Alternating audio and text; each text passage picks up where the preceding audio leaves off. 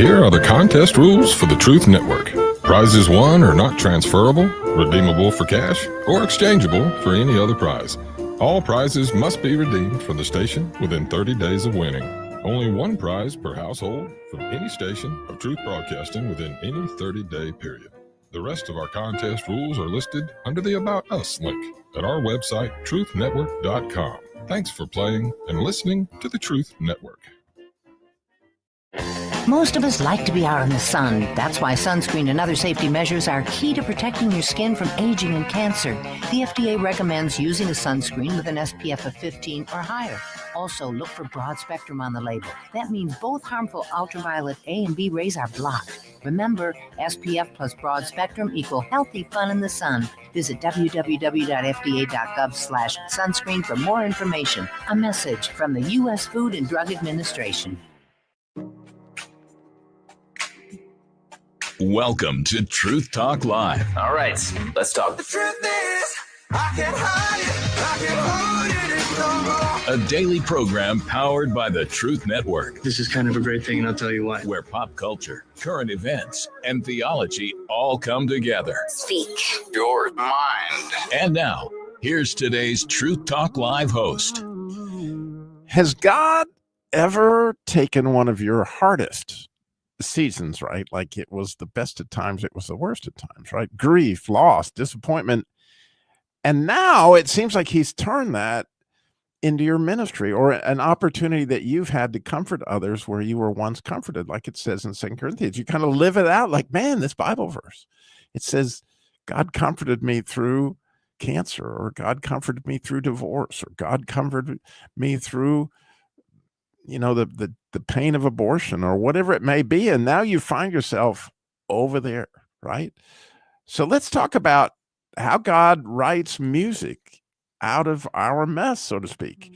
I want to hear your story. 866, the number to call in and share this. And I know it's a little courageous sometimes, but man, you just don't know how many people are struggling with exactly the same thing that would get so much out of what your hardest season might bring. 866-348-7884. I bet you've even noticed that God, some of his best music is in the minor keys, right?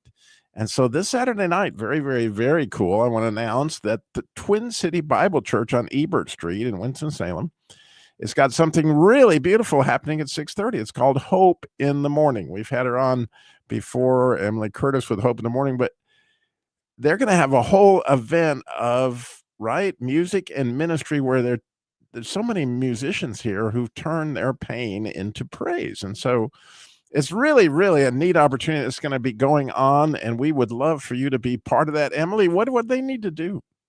Just show up at the church, Twin City Bible Church. It's a free event open to the public, and it starts at 6:30 and it'll go till about 8 o'clock, the actual program. And then afterwards, there's a meet and greet as well. So there's coffee and cookies, and you'll be able to meet several of us that have been not only a part of the book project that we've talked about here before, but also a part of the ministry, Hope in the Mourning. You can ask us all kinds of questions. You can share your testimony, and just learn more about what the ministry is. Right. And I'm very excited because I get to sometimes take part in her radio broadcast, and I'll be there as well, too. And I would love to meet you if I've never met you, or even if I have met you, I would still love to see you. So again, it's going to be at Twin City Bible Church.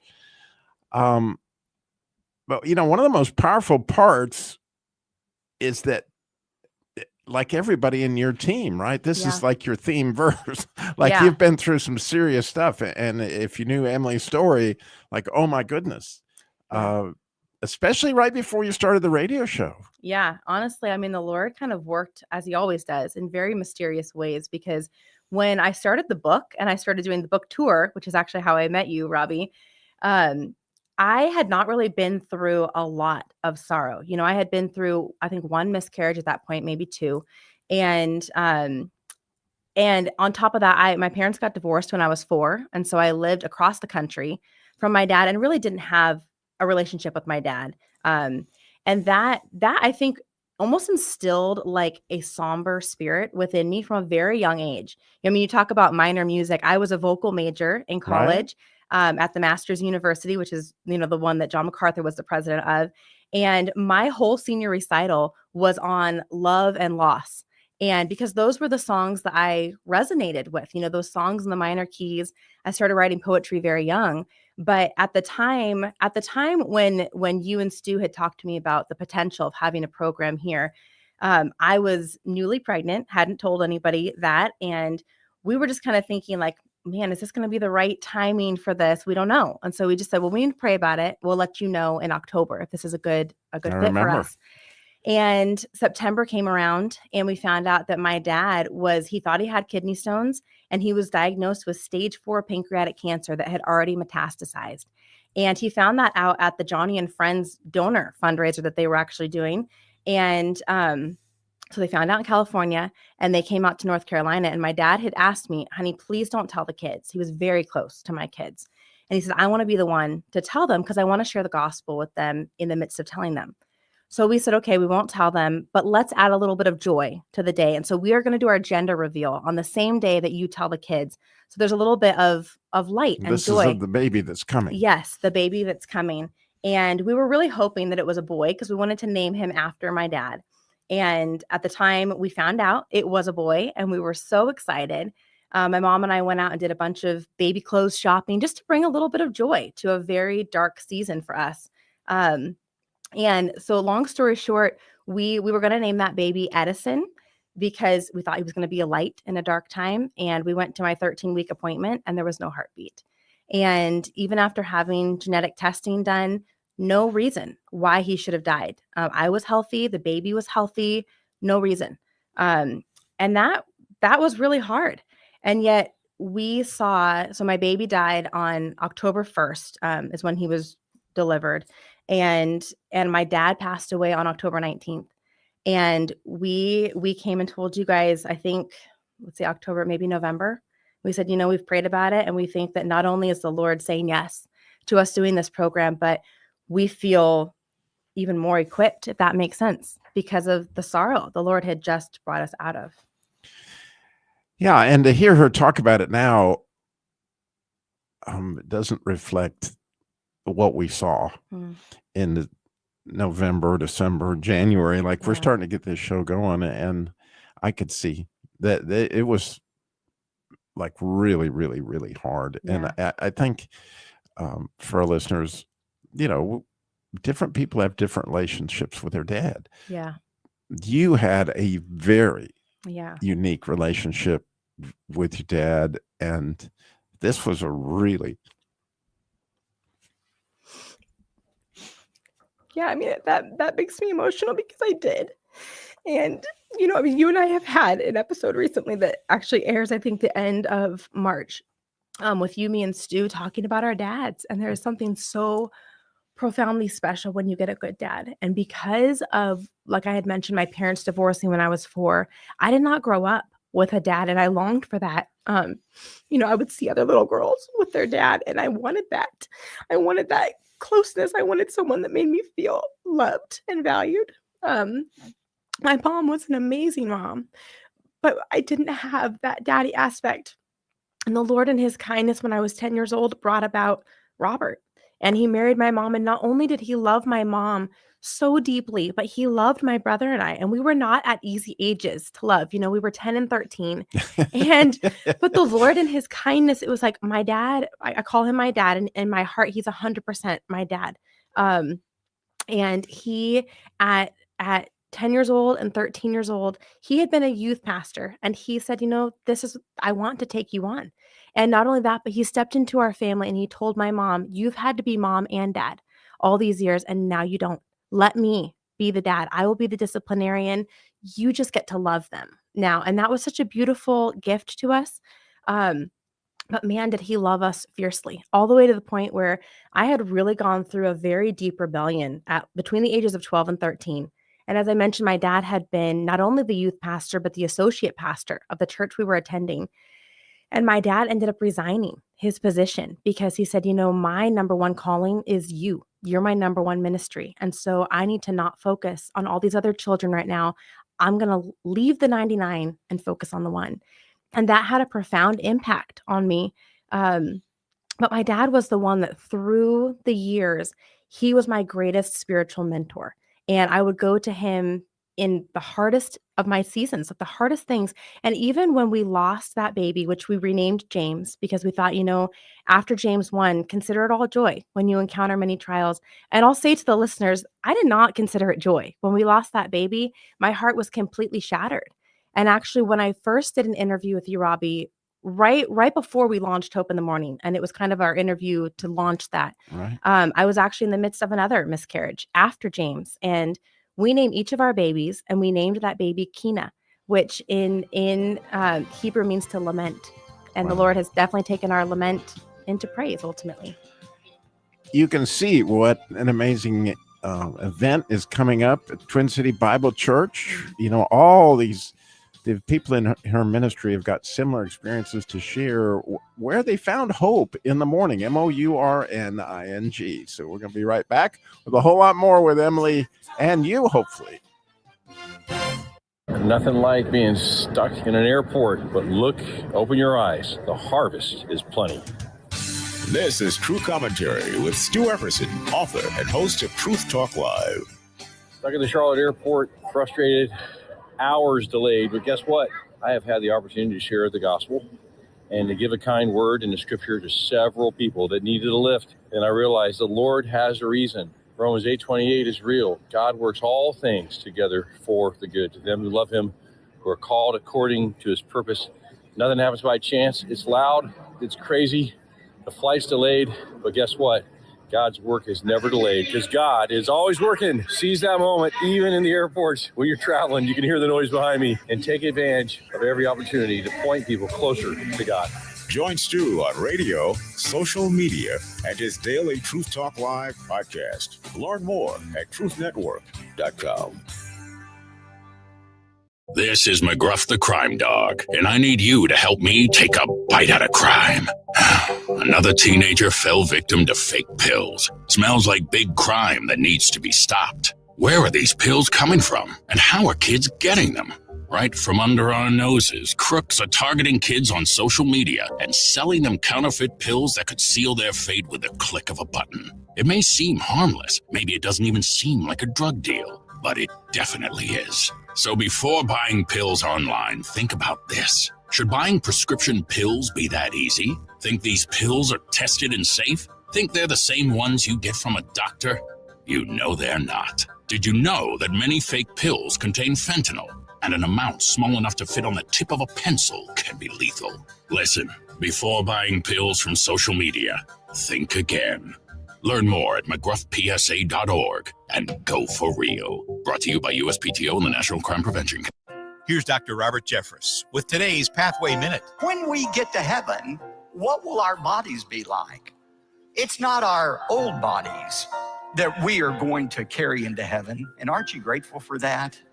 Aren't you grateful God doesn't just resurrect your old body and, put some duct tape around it and some glue and try to hope it holds together for all eternity? No, it's not our old bodies. Our old bodies are raised, but then they are completely renovated in a moment, in a twinkling of an eye. And what we receive is much superior to what was planted.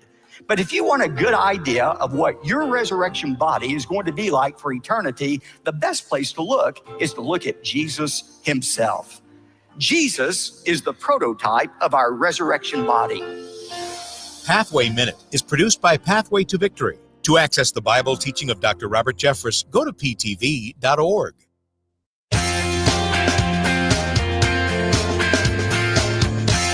Welcome back to Truth Talk Live. Yes, there is hope in the morning, and sometimes it's hard to see, and oh my goodness, God does not waste pain. And so there's a question, and again, your testimonies, just like Emily's, could really help somebody that is going through something. And that's really the magic that God puts into things like this, that you can't see until sometimes you get on the other side. So when has God taken one of your hardest seasons, right? And I often think about when I went through cancer, it was about literally a 4-year period of time. And I would always say, man, it was the worst of times, but it really was the best of times.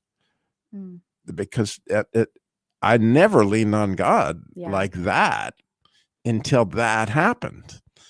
and the intimacy that was revealed through that, Yeah. you know, but but you got a feeling of that over the last. So I would, you know, you've had that happen. You're listening and you're saying, I had a call. You should. 866-348-7884. There's nothing like a testimony. In other words, this is how we overcome is through him, and he's the hero of those stories. And to hear God on the radio is an amazing thing. And so I love it when you call, and we would love to hear yours. 866-348-7884. And so it's kind of neat that a lot of musicians and a lot of artists, right? They to an extent, they operate in that minor key. Yeah. And so this is what we're going to see in these musicians, that professional musicians that are going to be there. Yeah. Saturday night, 6:30, right? Yeah, we actually have the pianist and the violinist. They've shared their testimony not only in our book but also on our program. And they had a little baby girl, Annabelle. She lived for 40 minutes.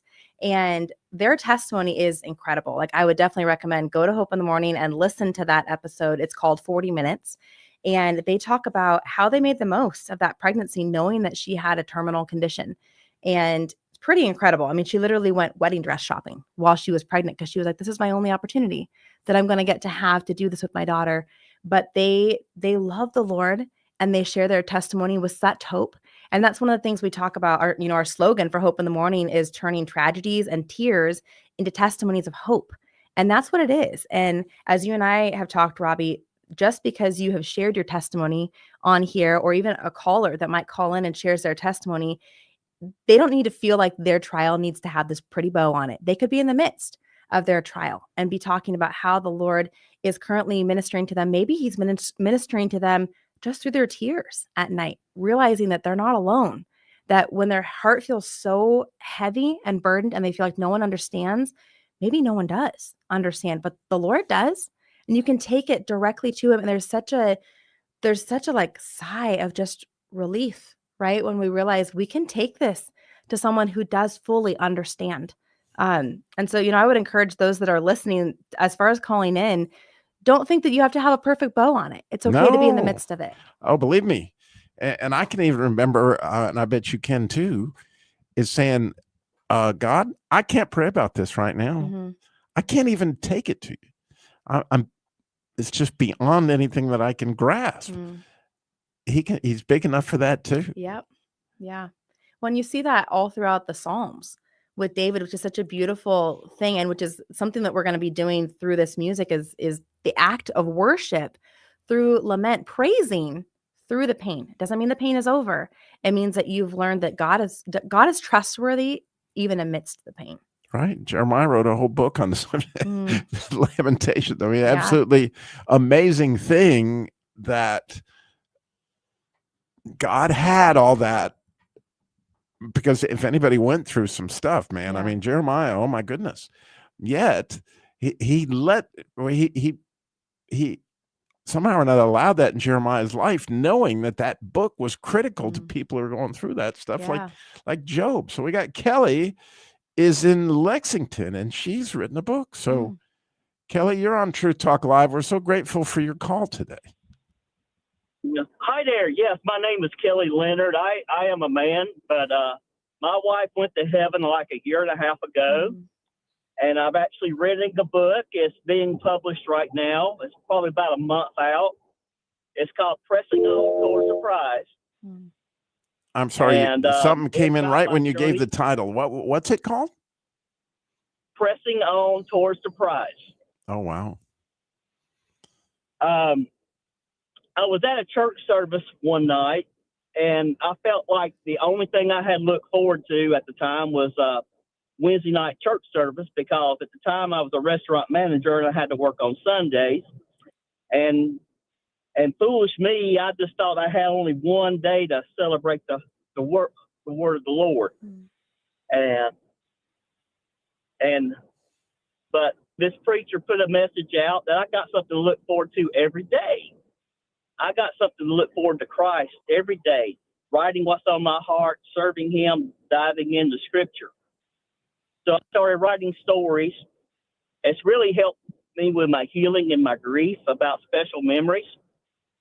I think of a special memory and I put a scripture and then I write the story around that. And then I have a prayer and a reflection for the reader. So it's type of a devotional.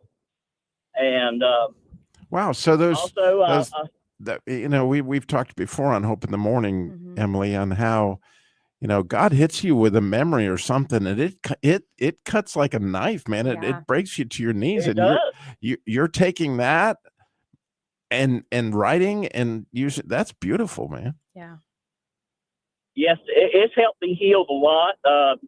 I'm also serving as a grief share facilitator, helping others through their grief. And Psalms 147:3, the Lord healeth the broken heart and bindeth up their wounds. Now, I'm going to still be healing until I see her in heaven. But the Lord, it does bind up your wounds, and He does heal. If you just cry out to Him and lament, and He'll use His grace to go into the parts of your heart and help heal you. And, I love the Lord. And what was your wife's name, Kelly?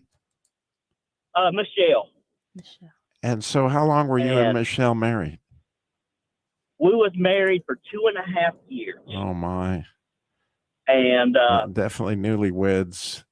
Like, oh my goodness. Yeah, right after in 2022, we got married in January of 2022, and in August of 2022, she just decided she turned her heart over to the Lord. Wow. And she decided to get baptized. And then a month later, we found out she had a tumor in her eye, and it was melanoma. Really? And in October of 2022, we had got to have her eye removed, and that was scary enough. And when she woke up from the surgery, she said, "Jesus talked to me, said everything will be okay." That was her faith speaking. So I had to tell about that, and after her eye was removed, people would talk about her surgery, and she said, "I know it was awful. I still have nightmares about it. But let me tell you what my Jesus done for me." No. She would tell about her faith in God, and I said, "Oh, I know we was going to be there half an hour. She'd be talking about Jesus." And I have to tell her story about her faith in God, too. So, yeah, that's and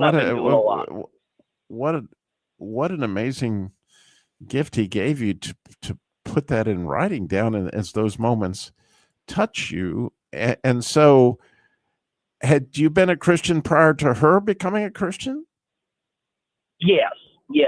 When we got married, she said she believed in God and was a Christian, but then she found out she didn't have that relationship with him. Right. But I would always pray. We would always pray every night, pray every morning. Well, Kelly, that music means we got to go to a break. Will you stay on with us? That would mean so much to me. I can. I'm actually helping a guy out with a restaurant delivering equipment right now, but I can do what I can for you. Well, thank you, Kelly. That's amazing. I appreciate it. We're going to be right back. We need your calls too. 866-348-7884. Here's Dr. Robert Jeffress with today's Pathway Minute. When we get to heaven, what will our bodies be like? It's not our old bodies that we are going to carry into heaven. And aren't you grateful for that?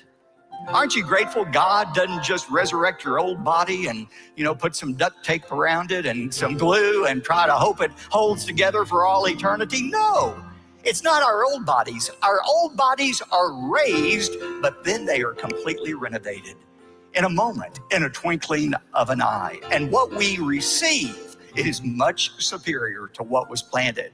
But if you want a good idea of what your resurrection body is going to be like for eternity, the best place to look is to look at Jesus Himself. Jesus is the prototype of our resurrection body. Pathway Minute is produced by Pathway to Victory. To access the Bible teaching of Dr. Robert Jeffress, go to ptv.org. Here's Dr. Robert Jeffress with today's Pathway Minute. When we get to heaven, what will our bodies be like? It's not our old bodies that we are going to carry into heaven. And aren't you grateful for that? Aren't you grateful God doesn't just resurrect your old body and, put some duct tape around it and some glue and try to hope it holds together for all eternity? No, it's not our old bodies. Our old bodies are raised, but then they are completely renovated in a moment, in a twinkling of an eye. And what we receive is much superior to what was planted. But if you want a good idea of what your resurrection body is going to be like for eternity, the best place to look is to look at Jesus himself. Jesus is the prototype of our resurrection body. Pathway Minute is produced by Pathway to Victory. To access the Bible teaching of Dr. Robert Jeffress, go to ptv.org. The Truth Network is a place where people can experience God's creation in a loving, caring environment. We are the Truth Network. A Love Language Minute. Here's Dr. Gary Chapman on military couples and personality differences. It's a struggle in every marriage that one person will be very focused and goal-oriented, another person will be more laid back and, let's just kind of see what happens here. But in the military marriage, much of the life of the person who's in the military is controlled by the military. And it helps if you have that kind of personality that is out there to accomplish the project, whatever it is. It makes it easier for you in the military if you have that kind of mindset. The person who's laid back and just sort of wants to wait and see what's going to happen, they don't usually do very well. They don't last very long in the military. But if the spouse doesn't have that kind of personality, they're going to experience the normal frustration between those two different personality types. Dr. Gary Chapman is the author of the 5 Love Languages Military Edition. For more information, go to 5lovelanguages.com.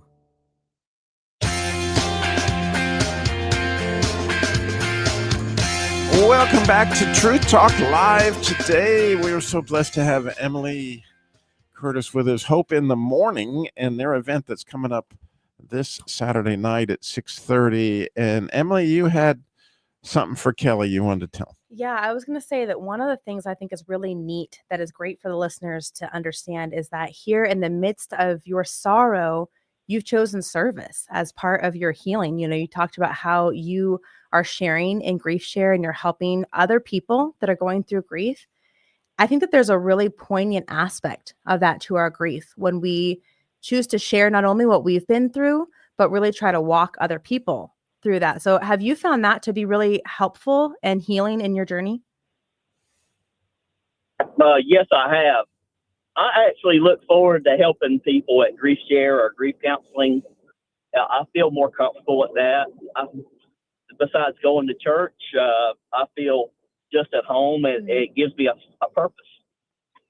Yeah, I love that. Absolutely beautiful. I think that's important, and that's one of the reasons why we share testimonies on Hope in the Mourning as well, because not only does that comfort those that are listening, but there is sort of a comfort when you share your own story and you realize where God's hand is evident, which there's many areas where God's hand, we don't see it all, right? Because God is behind the scenes and everything. But when you share your story in a verbal manner or even in a written manner, as you've done, Kelly, it allows you to really kind of see the weavings, which I think allows you to take that pain and turn it to praise because you can see more readily how the Lord has already worked through your sorrow. Yeah, it's beautiful. Kelly, we'll let you get back to helping your friend, but I would highly recommend, and we would love to see you, by the way, since you're in Lexington. You could easily come to Twin City Bible Church Saturday night if you're available. We would love to get to know. I plan on doing it. That would be wonderful. Yeah, and tell your friends at Grief Share. Everyone is welcome, and we would love to have people there that you'll have a lot of people there that are like-minded and like-hearted that have been through trials, and now they want to share their testimonies and turn it into praise. That's wonderful. All right. Thank you, my friend. God bless you. Right. Thank you for calling in. You. That takes courage, bud. And wow, courage to write a book in that situation. God bless. Bye-bye. How about you? I know you're thinking, well, I ought to call in. You should. It'd be great. You just don't know, man. Somebody's lost their wife. I one of my best friends, Bob Young, lost his son to a tragic overdose. But like Kelly, has found ministry in the midst of that. And I can't tell you how many people have lost a son, and they find Bob at their side because and he was so close to his son. I mean, it was one of those that just rips your heart out. Have you ever heard that story? I have not. Oh. So what actually happened, he just my Christian junkyard guy for years, and the Christmas of 2008, it must have been 109. Anyway, it was Bob was supposed to do the show, and he got sick. Christian car guy show, and he said, "But my son just got out of Alpha Acres because he's gotten off, drug abuse, whatever, and." He's got a wonderful testimony, which I said, well, send him. So Rob comes over, which is Bob's son, and he's on fire for God, man. And he is sharing how he saw the trees cry out and all this stuff from Isaiah. And it's just a beautiful soundbite that we will all forever have in our mind. Well, that was Christmas Day. Well, Bob's business was 109 You Pull It. We live right down the street from that. Right. Well, his son on 109, I guess it was later than 89, 99. But anyway, whenever it was, the actual calendar date was the 9th of January. Wow. He finds his son, unfortunately, relapsed, and he didn't make it. And it was just brutal because he had such relationship and we had such hope. But again, God has ministered to Bob, who has ministered to so many. And even he ministered to the man that sold his son the drugs. Wow. Right?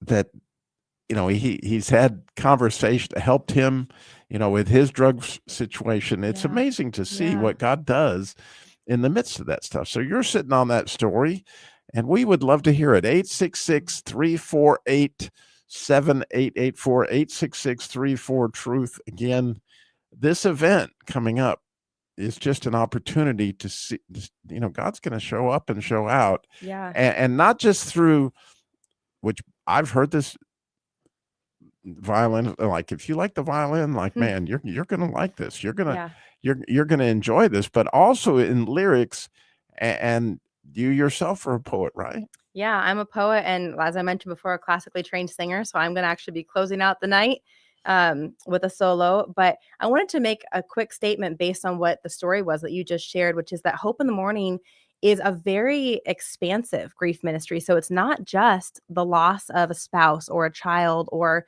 even a parent. It goes beyond that, which I think is really a unique thing to our ministry as believers, because just as you mentioned, Rob was a believer. Yeah. And yet he relapsed, and it cost him his life. And I think within the church, it's important that we remember that just because we're believers doesn't mean that we are immune to things like anxiety, addiction, depression. And part of what we tackle head on at Hope in the Mourning is how do we show the love of Christ to our brothers and sisters who are in those circumstances. And oftentimes those become hidden struggles because we feel like as Christians, we can't bring those things to light, that's Satan talking. That's not what Christ wants. Christ wants us to bear one another's burdens, to speak truth to one another.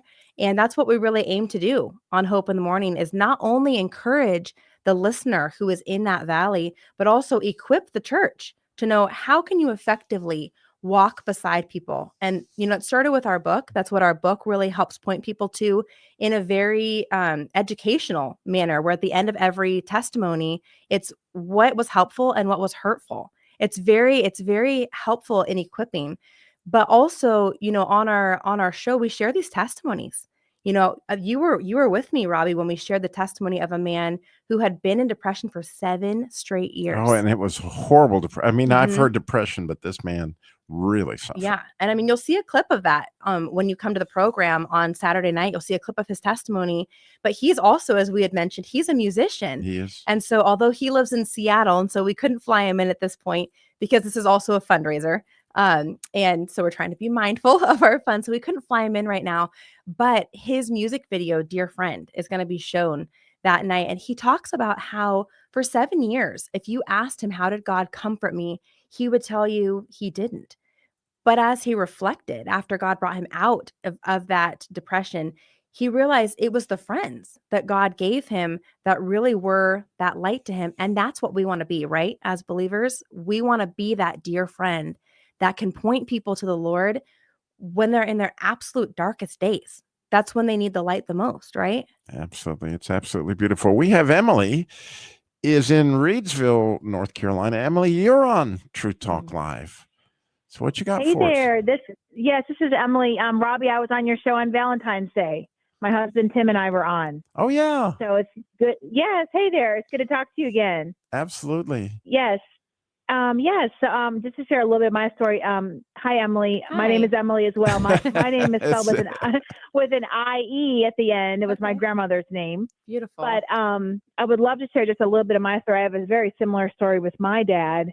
My dad was a compulsive gambler, was not there for me growing up, was very much, I try not to cry, but I probably will,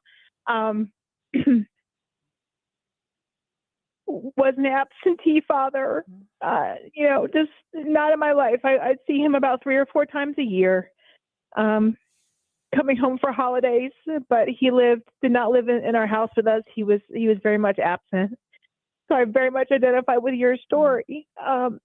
My husband and I have the chance through our ministry, Journey Home Ministries, to share the hope of the gospel and the hope of the restoration of Christ that only He can bring us. And I share my story through my testimony during our presentation. So basically, I've divided into 3 parts, and I have the privilege of sharing my testimony with our audience. And I just share the truth of what God's done in my life and the healing and the, as I said, the restoration only He can bring, because it's all from Him. And I met Tim almost 20 years ago, but Tim began telling me, Emily, you're fearfully and wonderfully made. Even before we were married, we were just dating, but he said that to me, and it, totally changed my life because it was the truth of God's word. Emily, you're fearfully and wonderfully made, from Psalm 139. And it changed me so much because I was a believer, but I did not understand who I was in Christ. I didn't understand the depth of who I was in Christ. And Tim telling me that verse just totally changed me, revolutionized my faith in my life, and taught me really who I am in Christ. I'm fearfully, wonderfully made. My plans have been planned out by God long before I was born, so I just wanted to be an encouragement today that, Emily, I identify with your story. I thank you for sharing your story because it's going to help many other people who have similar stories. So I thank you for doing that. And I will be praying for your ministry, definitely. Oh, Emily, this Emily too. Yes. Emily with the IE. Kill 2 birds with one stone. Yeah. I know everybody listening is. So what happened with your dad? Well, that's a great question. First of all, he was 55 when I was born. I'm the youngest of 4 kids. He had a lot of struggles growing up. He really didn't have a good father. And I know that's not an excuse, but it doesn't really help the situation. Mm-hmm. His father was a lawyer and very much into his business stuff. And he had a good mom, but the dad wasn't very much involved in his life. So he didn't really have a good role model. But basically, the main problem with my dad was he didn't know the Lord. He did not know the Lord. And my mom became a Christian after they married. Right. And so the Lord had worked in her life miraculously, gotten her into church and saved her. And my dad, to our knowledge, my dad never became a Christian. He passed when I was 17. He was 72 years old, passed away.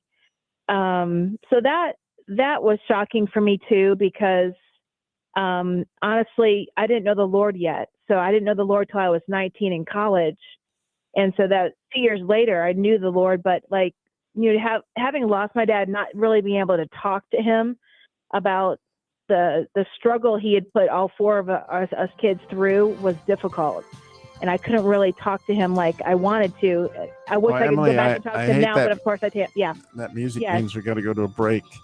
And I know that Emily has got some things for you. I do as well. I'm so grateful for your call. I can't tell you how much it means to me.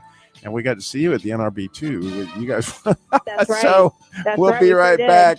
We need your call, 866-348-7884. Nothing like being stuck in an airport, but open your eyes. The harvest is plenty. This is True Commentary with Stu Everson, author and host of Truth Talk Live. Stuck in the Charlotte airport, frustrated, hours delayed, but guess what? I have had the opportunity to share the gospel and to give a kind word in the scripture to several people that needed a lift. And I realized the Lord has a reason. Romans 8:28 is real. God works all things together for the good to them who love him, who are called according to his purpose. Nothing happens by chance. It's loud. It's crazy. The flight's delayed. But guess what? God's work is never delayed because God is always working. Seize that moment, even in the airports when you're traveling. You can hear the noise behind me and take advantage of every opportunity to point people closer to God. Join Stu on radio, social media, and his daily Truth Talk Live podcast. Learn more at truthnetwork.com. Here's a Renewing Your Mind Minute with Dr. R.C. Sproul. Man, in his normal fallen nature, hates God. Not one person in 100 who is an unbeliever will admit to that.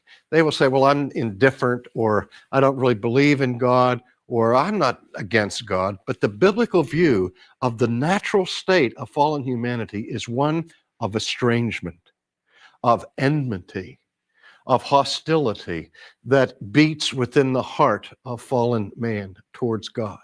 But those who receive the grace of God's sovereign love him back. We love him because he first loved us. For today's special offer, visit renewingyourmind.org. Hi, I'm Barry McGuire, reminding you that how often you share your faith is the barometer for your faith. Have you ever had a passage of scripture jump off the page at you right when you needed it? It might have been one you'd read 100 times before without thinking it special, and there it was, speaking to a major issue in your life at that moment. The Greek word for that is rama, meaning a moment when God is speaking directly to you. I'm in awe every time it happens. How cool is it that God's always there to guide us at just the right moment? I caught God winking when I sensed him reminding me, I'm right there with you. How can we comprehend a God who is always there for all of us, to our most intimate thoughts at the same time? Psalms 139 tells us his thoughts about us outnumber the grains of sands. Even better, when you're sharing your faith, he's right there bringing to your remembrance the things he's taught you. That's awesome. If you need help sharing your faith, go to igniteamerica.com.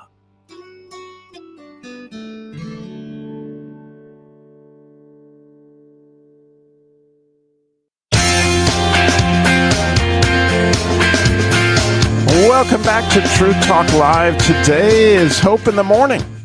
As we've heard throughout the show, wonderful calls about how God, how do you put it, turns trials and tears into testimonies of hope. There you go.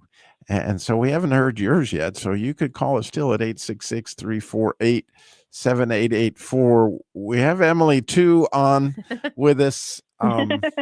And Hey so there. Emily, one, I know you've got some stuff for Emily too. Yeah, I was going to say a couple things. One thing, I think, to some of the listeners that might be listening, especially if there's some younger guys listening, one of the things you had said, Emily, that I thought was so important is you said that your dad didn't have a good fatherly example himself. And one of the things that I learned when I was in college, actually, and dating a man that I'm so thankful did not become my husband, is that it's not enough to have an example of what you don't want to be, right? We all need people in our lives that can be an example of what we hope to be, whether that's as a parent or spiritually speaking. We have to have that. And, you know, whether it's for the young women that are listening, find a man that has a faithful example in his life of what it looks like to be a godly husband, a godly father, a godly man in general. And also look for those examples in your own life. Find mentors. If you don't have a great mother or a great father, find a mentor, somebody that you can seek to emulate, because it makes a big difference. If you only have something that you don't want to emulate, you will inevitably emulate them. That's just that's the reality of it. And you know, I was talking to Robbie, Emily, before you called, about the fact that when when you have a father like that, I actually resonate very much with your story. I actually only saw my dad from the time I was 4. I only saw my dad once a year for about a year. Yeah. And so, you Yeah. think about that. And now I have children of my own. And I look at my kids and I think, how could I could never only see my child once a year and be content with that. Right. And so there was really like this deeply rooted sense of rejection that took place in my heart as a little girl. And that Yes. affected the way that I viewed the Lord, actually, because I felt like, Oh, yes. maybe God doesn't want me either. And really have had to work, I'd say my whole life, work towards not trying to be such a people pleaser, because when you have that root of rejection, you kind of Yes. feel like you're constantly grasping at wanting people to accept you and wanting people to like Uh-huh. you. And Robbie shared with me that you and your husband are musicians. Is that right? Yes, my husband Tim is a musician. He sings and writes his own music, and I share my story. That's kind of my part. I don't sing as well as he does, but he is the singer, the gifted singer. Yeah. But I completely hear what you're saying. I mean, when I met Tim, it was like all these struggles coming out of fear of abandonment, fear of never being loved. No one's ever going to, and fear of someone rejecting me, just like you said. So it's like, I echo completely with what you're saying. Yeah. Having a father there is so crucial, especially to a young lady's development. Having a father figure there is so crucial. Thank God I had a good mom, because my mom is amazing and she was there for me. She was a Christian when I was born, and she guided me to the Lord. You know what I mean? So thank God for her, because without her, I'm not sure where I would be. Yeah. I resonate with that too. My mom was incredible as well. And here, she did function as mom and dad for, really 10 years, because even when she was married to my dad, he was absent even then. But it's such a wonderful testimony when you see a parent that's willing to step in and be both roles as best they can. Nobody can fill perfectly. We do these boot camps with Masculine Journey, and it's very much on the subject of fathered by God. Yeah. Because everybody, boy, girl, right? Their relationship with God is affected by their father. Yeah. And yes. And Jesus said he's the way to what? The Father. And the idea of that, to some extent, as you begin to peel back the layers and you see him, and we actually do this exercise when we do the Fathered by God talk, is think about all the fathers that God sent into your life. Because ultimately, even though your biological father wasn't, but he sent you, your stepfather. He sent, obviously, Tim into your life, Emily. But there's been other people. And even though I had a really good, godly dad, there are lots of other fathers that God sent into my life, because he was orchestrating this other thing. And but the fascinating thing is what you guys are describing as the orphan spirit, right? It's this idea of, wow, I'm on my own. I've got nobody to lean on. Nobody's going to be able to pick up the pieces. And the beautiful thing that you pointed out, Emily, is that they don't have an example. Well, the truth is, the only real example is Jesus. When you want to look at the picture of what a real father looks like, what a real man looks like, Jesus is right there. And the closer we can get to him through people like Tim and through like your husband, right, as well, it's an amazing thing.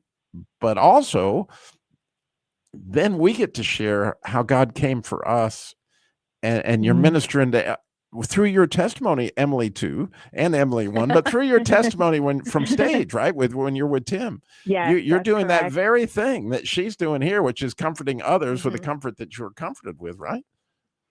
That's right. And as I said earlier, God has just miraculously healed me from so many struggles, things that I used to struggle with, I still don't struggle with, but at times, Emily, you can understand, they pop up and things, because those are things that are, like you said, they're rooted in your being from being a child, and those different things, like the fears, they will pop in sometimes. But I'm so thankful for a solid husband and a godly husband that has helped me so much. And a fun guy to be around too, by the way. I mean, that's right. he That's wrote right. the song Jesus is cooler than ketchup. I mean, That's right. Yeah. And so I would that's say it. that, you guys ought to come like Yeah. 6:30 Yes, we Saturday would love night. to. It would, I would love to meet you, Emily. You and your husband. That would be so much fun to meet That you would be guys. awesome. because you have such, I was we like, all- they have so much in Yeah, we common. just- And the funny thing is, Yeah, I know. you were both at Same the name, NRB for the first time. Yeah.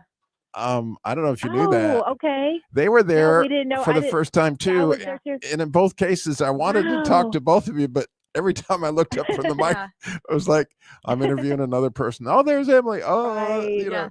Oh, that's awesome. Yeah. Yeah. We were definitely there. We had the best time there. We did too. We had a great time. Yeah. That's awesome. Yeah, we would love to come on Saturday. That would We be awesome. Love that. We would love to meet you. Robbie and I will both be there, and my husband Brent, which great. he's very similar to Tim. It sounds like he's just been. I was telling Robbie, my husband Brent is just this cool, calm, and collected, even tempered. Loves the Lord. Nothing shakes him, and he just such a blessing. Because and my secret weapon will be there amazing. too. My wife Tammy, she's a pastor's Oh, wife. we'd and love to meet her too. Every pastor We'd needs love a to meet her. secret weapon, and Yes. she is. Yes. Yes. That's great. It is. It is. I hope we get to see you. Thank you for your call, Emily, and your You are courage to so call in welcome. and share that about your dad. Yeah. It's tough stuff. we'll look forward to meeting you on You're Saturday. very welcome.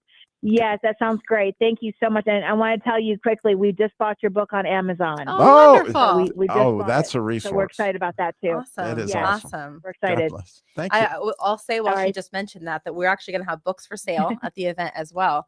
And we will have them on at a special price for those that come that night.